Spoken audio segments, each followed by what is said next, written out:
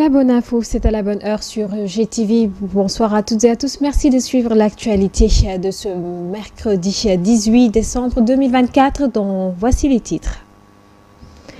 Mouvement d'humeur des chauffeurs de car rapide aux Parcelles Assainies. Ce mercredi, ils dénoncent plusieurs menaces qui risquent de paralyser leur travail, notamment leur relation avec les agents de la circulation. Vous les entendrez dans cette édition. Journée internationale des migrants, l'ONG Action pour les droits humains et l'amitié commémore à travers un point de presse pour réclamer le rapatriement des migrants bloqués dans le Sahel. C'était en collaboration avec les familles de ces derniers ainsi que d'autres acteurs que vous suivrez tout à l'heure. Et puis, vous l'avez constaté, le pays est envahi par un nuage de poussière qui, selon les prévisions, va durer encore quelques jours. Quels sont les risques sur la santé des populations? Comment les prévenir? La réponse dans un reportage, celui de jour. Et ce sera en fin d'édition en attendant le développement. 24.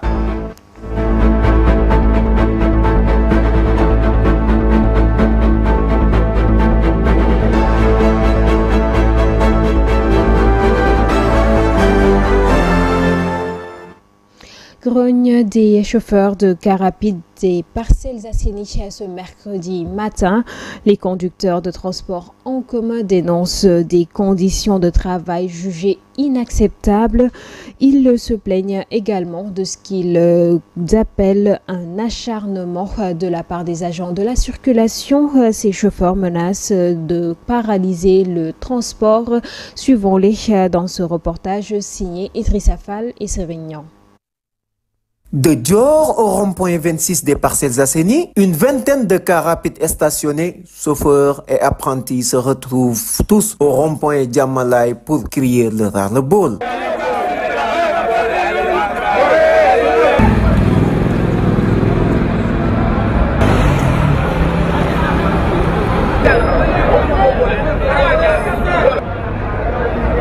Ce mercredi, les passagers rencontrent d'énormes difficultés pour se déplacer d'une zone à l'autre. Une situation due à la grève de ces chauffeurs de car rapide qui dénoncent leurs conditions de travail. jafe-jafe yi moom booy relaté nañ yëpp vraiment njàpp gu metti gi daal moom moo ci jiitu ak ni ñuy defeere chauffeurs yi bu fekkee ni transport benn la limité wuñu Dakar Dem Dikk si nombre limité wuñu Tata si nombre jàpp naa ne bu car rapide bi amee benn nit ñaar ñett si biir taxawuñu si marchepied bi war nañ ko mën tolérance la ñu wax na. Ces conducteurs et apprentis fustigent également le traitement que leur réservent les agents de la circulation. Une tracasserie qui selon eux bloque leur essor. nga xamante ne fii dañ fay fekk ñaari commissariat am na fi ñu jël police centrale dugalaat leen ci biir loolu nag moo ñu gën a indil jafe-jafe aussi ak beneen capitaine buñ fi indi bu ñuy wax Malick Faye mbaaw la nekk moom lañ indi fii bees léegi ci circulation foire bi semaine passée rek jàpp na fi 6 chauffeurs ndax ñun wax dëgg yàlla bañ dalee dund transport yàgg na mais mosuñoo gis ci transport ko surnombre ñu defeere la ba yóbbu la ci tribunal àtte la tëj leen fa 10 jours door leen a libéré loolu moom c'est la première fois ñu ngi koy soog a gis moom. Cette grève a beaucoup impacté sur les activités du trafic et risque de perdurer si les autorités ne réagissent pas car ces conducteurs de car rapide risquent, disent-ils, de paralyser complètement le système du transport s'ils n'obtiennent pas gain de cause. La plateforme des forces vives de la nation F24 a tenu sa première conférence de presse après les élections présidentielles et législatives 2024. Face à la presse, le F24 s'est exprimé sur plusieurs sujets d'actualité. Il compte donner une nouvelle orientation à leurs actions, notamment la préservation des acquis démocratiques ainsi que la promotion d'une nouvelle citoyenneté responsable. Pour leurs propos recueillis par Ndelenjay. On va rappeler que plusieurs mois de concertation au sein du F24, nous avons décidé de maintenir la plateforme du F24. On a décidé de la maintenir avec une nouvelle charte qui engage ses signataires. Cette charte nous assigne un devoir de critique, une mission de servir de sentinelle dans la défense des acquis démocratiques et la préservation d'un état de droit. Ainsi et surtout promouvoir une éducation à la citoyenneté responsable et active. D'abord, on constate que le peuple souverain, au mois de mars et au mois de novembre, a fait un choix important de délégation des pouvoirs, aussi bien au plan de l'exécutif que du législatif, et que donc cela doit avoir une portée, en tout cas le sens d'une portée, et doit être saisi et retenu par tous les acteurs. Lorsque le peuple a décidé, il a décidé. Il ne fait aucun doute pour nous que le peuple a opté pour une rupture. Donc une rupture systémique qui n'autorise aucun retour en arrière. Ce que nous avons vécu auparavant, on ne veut plus le vivre, le peuple ne veut plus le vivre. Ils ont voté contre la vie chère et pour la satisfaction des attentes fortes qui sont nombreuses, aussi prioritaires les unes que les autres. Ils ont voté contre la continuité, c'est-à-dire contre la poursuite de l'impunité, contre l'étouffement des scandales, contre les passe-droits, contre les retours injustifiés de parquet, contre les interdictions de manifestation, contre les brutalités policières, contre les arrestations pour délits supposés d'opinion.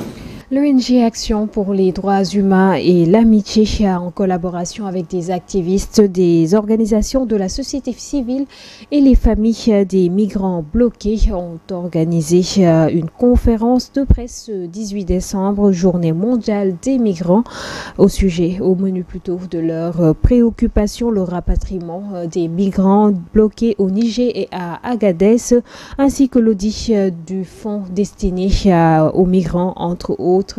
Suivant leurs propos, c'est Pape Ibrahima Diagne qui a parlé en leur nom. Ces propos ont été recueillis par Mansour Diassé et Boubacar Diagne.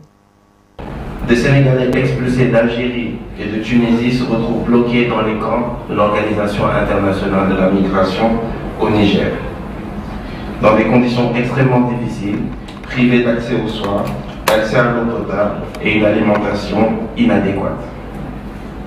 La situation des migrants sénégalais bloqués dans le désert du Niger est particulièrement préoccupante. Nous avons présentement 42 migrants bloqués à Assamaka depuis plus d'un mois et près de 41 à Agadez qui sont bloqués depuis près de 5 mois. Ils subissent des conditions de vie inhumaines, exposés à des risques accrus de maladies et de privation.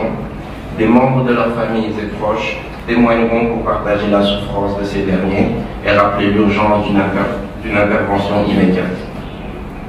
Les fonds destinés à la lutte contre la migration irrégulière et au développement local souffrent d'une gestion opaque et de détournement, exacerbant la méfiance des communautés. Les migrants de retour et les associations locales, censées être les principaux bénéficiaires de ces programmes, dénoncent leur marginalisation et l'absence de résultats tangibles. L'Action pour les droits humains et l'amitié invite le président de la République à ordonner un audit national et international des institutions publiques et privées ayant bénéficié de financements liés à la migration ou au développement et adopter des politiques nationales adaptées aux besoins locaux. Revoir le système éducatif, conformément à l'article 25 de la Déclaration universelle des droits de l'homme, pour offrir aux jeunes une formation adaptée aux réalités et aux attentes économiques. Le Sénégal va très prochainement disposer d'un laboratoire national d'analyse et de contrôle des produits halieutiques d'un montant de 7,124 milliards de francs CFA. L'annonce a été faite par le ministre des Pêches, des Infrastructures maritimes et portuaires. Fatou Diouf en a fait l'annonce au cours d'une cérémonie de remise d'un don de 94 pirogues en fibre de verre offertes par le Japon. Elle a également annoncé l'inauguration prochaine du quai de pêche de Joal, suivant ses propos au micro de Mansour Diassé. Je suis heureuse d'annoncer que c'est encore avec votre pays que mon département va inaugurer très prochainement son premier laboratoire national d'analyse et de contrôle des produits halieutiques pour un montant de 7,124 milliards, l'infrastructure étant gracieusement offerte à notre pays par le Japon. Avec cet accompagnement, le Japon réaffirme ainsi sa volonté forte de participer à la mise en œuvre des orientations des autres autorités dans les domaines de la gouvernance des pêches, de l'évaluation directe, de la surveillance et de la conservation de nos ressources halieutiques. Ces pirogues en fibre de verre traduisent l'engagement concret de nos deux pays à promouvoir des solutions durables d'exploitation et de conservation des poissons, mollusques et crustacés des eaux côtières du littoral et de notre zone économique exclusive. Grâce à ce don, le Japon offre des outils fondamentaux pour l'amélioration des activités de pêche et de surveillance au sein de nos communautés de pêcheurs artisans, ainsi que pour la réalisation. Pour une meilleure prise en charge de la demande d'accompagnement, le budget du bureau de mise à niveau des entreprises va connaître une augmentation. C'est ce qu'a affirmé en tout cas la directrice Fatou Diana Ba lors de la cérémonie de clôture des journées de mise à niveau. Par ailleurs, elle a remercié et salué le nouveau régime pour son soutien, surtout le ministre de l'Industrie et du Commerce, Serigne Gueye Diop, suivant ses propos au micro de notre reporter qui était présente à cette cérémonie. Nous avons eu l'occasion de faire le bilan de 20 ans de mise à niveau. Nous avons également eu à échanger sur les perspectives de la mise à niveau. Ce que nous retenons, c'est que c'est un bilan très positif, donc qui a été en tout cas les différentes parties prenantes, notamment les entreprises, ont exprimé leur satisfaction par rapport à l'outil, mais également les partenaires techniques et financiers et aussi surtout notre tutelle, en l'occurrence le ministre en charge du commerce et de l'industrie, M. Serigne Gueye Diop, a exprimé sa totale satisfaction par rapport aux activités du bureau de mise à niveau et au bilan qui a été présenté, de telle sorte qu'il s'est engagé à accompagner davantage le bureau de mise à niveau, pouvoir accompagner nos entreprises pour justement remplir les ambitions et l'objectif du Sénégal qui est décliné dans le cadre de l'agenda national de transformation Sénégal 2050 et qui devrait permettre à notre pays d'accéder à une souveraineté économique et à une meilleure compétitivité de son tissu économique. Les recommandations, elles ont été très importantes également, c'est notamment sur le volet de la mobilisation des ressources, l'accès au financement pour les entreprises, mais également comment accompagner nos entreprises sur cette compétitivité. Et pour cela, des outils devraient pouvoir être davantage vulgarisés auprès des entreprises. C'est tout ce qui est justement digitalisation numérique, intelligence artificielle. Donc ce sont des outils qui devraient permettre à nos entreprises de pouvoir accéder plus rapidement à une meilleure compétitivité et à pouvoir jouer le jeu sur le plan international. Jolof Santé, un projet qui vise à améliorer l'accessibilité à la santé, notamment aux médicaments, a lancé sa 3e phase du projet. Selon l'initiateur Mamadou Gueye, la plateforme n'existe pour le moment qu'à Mbour, mais sera généralisée très prochainement. Il s'est exprimé au micro de nos correspondants à Mbour, à Sosso et Ousmane Bitey. Ce projet est assez complexe. Actuellement, nous faisons l'étude et l'expérimentation ces 3 années ici à Mbour et aujourd'hui nous avons lancé la 3e version de la plateforme qui permet de tout savoir concernant la santé, les structures de santé, les médecins, les pharmaciens et ainsi de suite. Donc c'est un produit qu'on vise d'abord à généraliser, à faire un modèle opérationnel, un modèle assez complet avant de passer à la généralisation. Le jour du lancement de la 3e version, qui est assez complète, avant d'essayer de rencontrer le ministère de la Santé pour leur en parler et avant d'envisager la généralisation. Nous n'ajoutons rien sur le produit. Si ça concerne le service SOS médicaments, si vous avez besoin de médicaments, vous pouvez consulter la plateforme pour savoir la disponibilité ou bien vous consultez les pharmacies pour savoir là où c'est disponible et vous pouvez y aller vous-même. Le service SOS médicaments n'est qu'un link qui vous facilite l'accessibilité. Donc, vous allez payer vos médicaments au même prix que du pharmacien. D'ailleurs, vous aurez votre facture. Donc, peut-être s'il y aura des trucs forfaitaires à rajouter, c'est peut-être le livreur ou bien le service d'assistance qui va faire ces tarifications. Une vague de poussière envahit toute l'étendue du territoire national ces derniers jours. Ces particules en suspension peuvent en effet causer des irritations cutanées, des problèmes respiratoires et accroître les risques d'infection. oculaire. Le port du masque est donc vivement conseillé pour se protéger. Reportage d'Ibrahim Niane.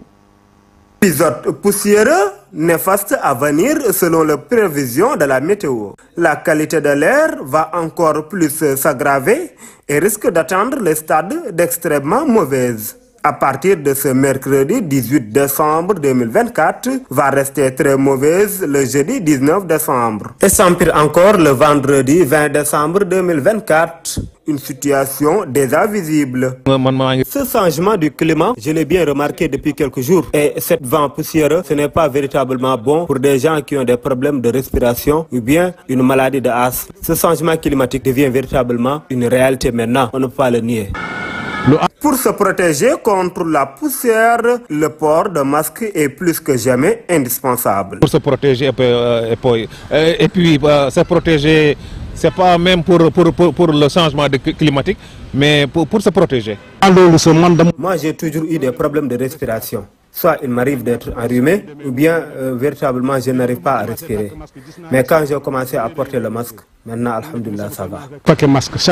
La couche de poussière est accompagnée d'une vague de fraîcheur qui a drapé la ville de Dakar et une partie du territoire national. Fin de semaine impose des mesures de protection. Des études montrent que ces particules peuvent transformer des virus ou des pesticides dangereux. En inhalant ces particules, les risques d'affections respiratoires telles que l'asthme ou la pneumonie augmentent considérablement. Le pays grise de poussière. Alors, pour s'en prémunir, nous avons recueilli l'avis d'un médecin qui nous parle des risques plus ou moins graves pour la santé. Docteur Jean Sagne revient ici sur les solutions préventives à adopter, suivant ses explications au téléphone de Mam Awassal. Évidemment, il y a des mesures pour la prévention, c'est d'éviter que leur pathologie s'aggrave. Pour les malades qui ont des allergies respiratoires, de l'asthme, on leur préconise de sortir quand c'est utile, d'éviter les déplacements inutiles.